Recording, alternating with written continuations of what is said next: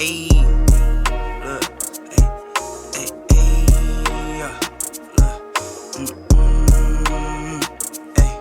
I'm in the lab like Dexter, brand new batch he tested. I'm with all the extras, don't try and bitch, I'm pressure.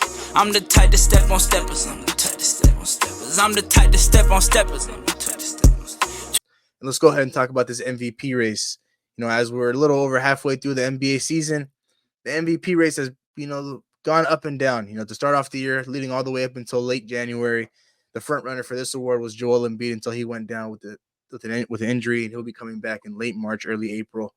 And now leading the race, you have Nikola Jokic once again, but right behind him, you also have SGA. And so, who do you guys currently have as your guys' front runner for this award? I said, it's kind of crazy because it's hard to keep up with this Serbian, bro. Because every game is like a 20, 15, and 15 stat line, but he has 96 field goal percentage. It's just crazy.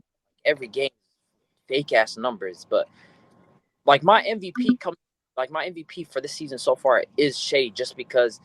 I mean, when you look at it, where was this team even supposed to be at? I think everybody was like, oh, obviously they got Chet Holmgren back. Shea's going to be better the next season, and J-Dub's going to take a leap. That shouldn't take away from Jokic's MVP. It won't, but I'm just making his case. I'm just saying, where this team was or where this team was projected to be. Nobody had this team finishing as a top 4 seed at all. That's absolutely not. Some people had them finishing as a top 6 seed, but most people would be like, okay, they're probably going to be a top 8 seed, compared to where they were last season. They'll probably be a top 8 seed because the West got better and they're still a young team. Mm-hmm. And then now you look at and they're tied for the number 1 seed, going right next to the Timberwolves. And then you look at his numbers wise. I mean, the guy literally is just Mr. Consistency. Every single game he's just going to walk out with 31 points. There hasn't been a game this season where you're thinking, okay, this guy's not going to score 31. I mean, multiple games this season, and some of those games where he hasn't scored 30, it's because they've already blown out a team in 25 minutes, and he's already played 20-something minutes, and that's it. I mean, when you look at his case from a stats point of view, I mean, the guy's ultra efficient. I mean, almost 50, 40, 90 splits. That's just how great he's been playing. And then you look at it on the defensive end, I mean, he's far and away the steals leader, so he's running away with that. And then you look at the narrative, the fact that they're an overperforming team, they're a top 4 seed. I just think when you look at all those things together, he has a strong case to be the MVP. Of course, you look at Luka. I think Luka on a pure play basis, he's been the best player in the league. And then when you look at Jokic, I mean, the combination of winning and the impact on offense that he has, he's been crazy too. But I just think the Shea with the expectations and how good he's played himself, I think he has a strong case for it. For me, I think, I can't put nothing past the Serbian. I feel like him, what he brings to the table, the value that he brings to the table, I feel like you put him on any team, he's going to have that team as a top 3, top 4 team. I really believe that. I feel like you put Jokic on any team, he will have that team top 3 best team in the league. It's just what he brings on the offensive side of the ball. He's the brain to that team. Like, you got the center of the brain, and it's just clicking with everybody. You take him out, it's pretty tough. You put him back in, everybody's at 100%. The way the Nuggets are clicking is crazy. To me, it's crazy. Offensively, they're playing phenomenal. Defensively, they're playing phenomenal. And I feel like playoff time comes, you put them against anybody in a 7-game series, we know who's going to prevail. It's going to be the reason, because you can't stop Jokic. And clutch moments, big moments, whatever you want to say, Jokic has that ball in his right hand. We've seen it last year in the playoffs. He showed up multiple games against the Wolves, against the Suns, and even what he did against the Lakers every single game. Big shots after big shots. I just feel like what he has cemented so far, what he has done this year too, I just feel like, nobody else but Embiid, barring his injury, was competing with him MVP. Although Shea's right there, but I just feel like Jokic, what he brings to the table is different. Any given night, it could be him having 15 points, but he's going to end up with 17 assists and 20 rebounds. And it's always big plays that he's making on the court for me. So, for me, Jokic is 1. I got Shea right there, right after him, probably at 2. And then you got Luka and Giannis probably 3 and 4. But other than that, nah, I just can't put it past the Serbian. The thing is, for me, I really just don't have a front runner for this award, because I feel like the 2 guys that are most deserving of this award are 1 and 2. And it's not even 1 and 2. It's more like 1A and 1B between Jokic and SGA. Like you guys have mentioned, both guys have a very, very strong case as to why they deserve this award. And so everybody else that comes after that, I don't think their case is as strong as Jokic or SGA. I want to kind of pivot into another conversation that's been, all over social media as of late in regards to Jason Tatum's case for this MVP award being on the best team in the NBA, the Boston Celtics. Draymond Green talked about it on his podcast, saying that, they're starting to move the goalpost on JT, and, JT's MVP case has kind of, hurt, him losing the finals hurt his opportunity or hurt his chances at winning the MVP award. So I want to go ahead and get you guys' thoughts on that. I don't believe that. I believe that's cap. Giannis, let me see Giannis lost the finals, and he's still always in contention, top 2, top 3 MVP category. Not lose the finals, but lose conference finals and hasn't been to the back to the finals. I mean, do you guys think that JT should be getting more love for this NBA MVP? I don't think he's top 5. I don't think he's top 5 best player in the league. Like when you look at it, the MVP from like a performance standpoint, they've always been the top 2 player in the league that season. Every single season. I mean, you look at it last season. Embiid was a top 2 performing player that season. You look at the season before, Jokic was. You look at the season before, again, same thing. Giannis, the same thing. 2019, again, Giannis was the same thing. You look at 18, Harden was a top 2 player. It's dominating performance too. It's like when they win MVP, it's like have to be a top 2 performing level player to win MVP. That's just a reality. You look at it.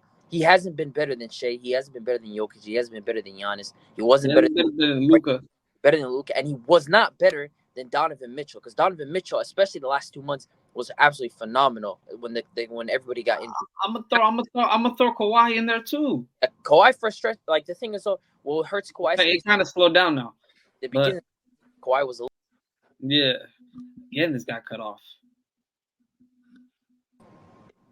That January and December stretch for Kawhi Leonard, I mean, he was absolutely phenomenal himself. So it's just like, I feel like it's no goalposts are being moved. Like nothing's being moved. You have to be a top 2 performing level player to get an MVP. That's what's his stats right now? He's averaging what, 25, 26? 27. He's averaging like 27. See, it's like the people that try to argue Booker was MVP. When you got 2 other guys on your roster averaging 20, and like Jaylen Brown's averaging what, 23, something like that.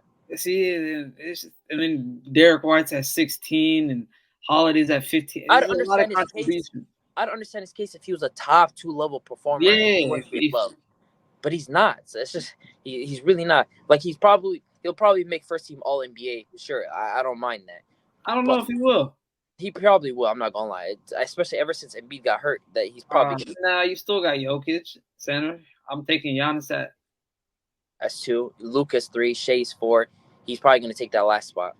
He's probably getting that 3 spot. I'm not gonna lie. So it's gonna end up going to him, and so I do think he's been really good this season. He's been great, but he hasn't been this is my MVP level great. Like there's been games where the guy can shoot 6 for 15 and they end up winning just because how good the team is. So I don't think from like an impact standpoint, I just don't see it. This whole goalpost being moved for him. It's just not real. And that's the thing. I agree with that, because when you think about the NBA MVP award, it really comes down to how impactful were you for the entire season. And like you just said, there's nights where Jason Tatum can go 9 for 20, but the Boston Celtics are still 9 for 20. He can go 3 for 15, and they can still come up. And the Boston Celtics are still going to win that game just because of the roster that they have. They have a lot of guys that can cover the ground if JT has an off night. And that's just the issue that I've been having with this whole conversation, is just because when you think about guys that are in the race right now, like SGA and Nikola Jokic, and you can even throw in Donovan Mitchell and Giannis in there, those guys have been extremely impactful for their teams. Donovan Mitchell especially. The Cleveland Cavaliers PR team has just been absolute dog shit, because if their PR team was great, like all these other franchises are, Donovan Mitchell's name would be just as good and just up there with guys like SGA and with guys like Nikola Jokic. But just because he plays in Cleveland, we're not necessarily hearing about it as much as we are with those 2 other guys. But we look at Giannis, obviously the Milwaukee Bucks defensively taking a step back, but offensively they have one of the best offenses in the league.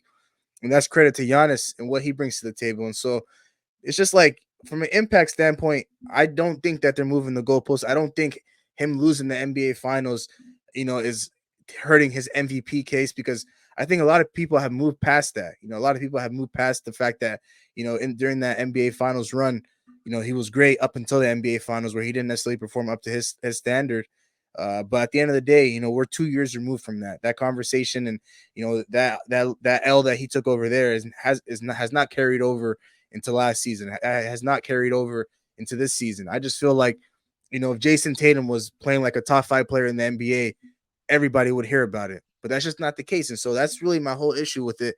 I feel like at the end of the day, he can go out to the media all he wants. He can cry all he wants for recognition for the award, but if you're not playing like SGA, if you're not playing like Jokic, if you're not playing like Donovan Mitchell, if you're not playing like Giannis, if you're not playing like Luka, and I'm sorry, bro, you're not good enough to be an NBA MVP. And I know with this whole 65 game thing that they have, the stipulation where you have to play a certain amount of games to be in contention for this award, he's probably going to hit that.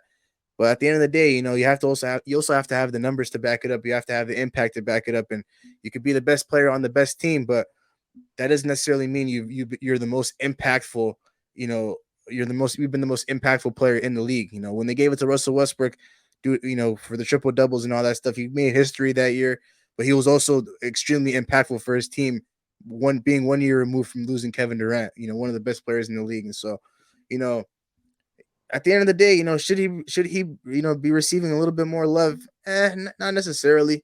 I feel like there's a lot more that he could do, to be in contention for this award. But, for guys like Nikola Jokic, for guys like SGA, those two guys for sure are like 1 and 2, 1A, 1B for me when it comes to this NBA MVP award, because impact matters.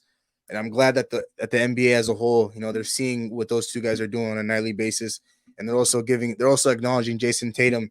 But at the same time, they're also acknowledging the fact that he plays on one of the best rosters and one of the best teams in the NBA as a whole. So, that's really how I see it for this NBA MVP race. Like I said, it's a 2-man race between SGA and Jokic, and it's going to be interesting to see how it all pans out, as the season comes to a close in about a month and a half.